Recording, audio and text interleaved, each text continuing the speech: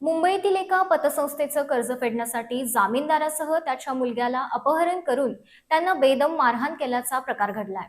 यात कोल्हापुरातील new palace परिसरात राहणारे पिता पुत्र जखमी झाले असून त्यांनी मुंबईतील 5 जणांविरोधात शाहूपुरी पोलीस ठाण्यात फिर्याद दाखल केली आहे.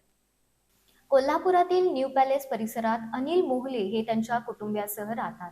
काही वर्षापूर्वी ते मुंबईत राहत होते. या दरम्यान 2017-18 साली ते नवी मुंबईतील स्मिता पवन सिकिचिरा यांनी तिथल्या मंगलमूर्ती पतसंस्थेतून घेतलेल्या कर्जाला जामीनदार झाले होते.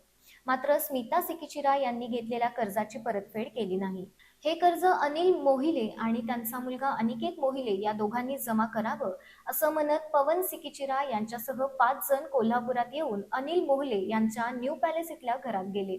त्यांनी अनिल मोहिले आणि त्यांचा मुलगा अनिकेत मोहिले यांना कर्जाची रक्कम तुम्हीच भरली पाहिजे असं म्हणत मारहाण केली. त्यानंतर त्यांनी अनिल मोहिले आणि अनिकेत मोहिले या पिता पुत्रांना कारमध्ये बसून कराड गावच्या पुढील बाजूला नेऊन तिथं बांबू आणि काठ्यांनी बेदम मारहाण केली. यात अनिल मोहिले आणि अनिकेत मोहिले हे दोघेही जखमी झाले.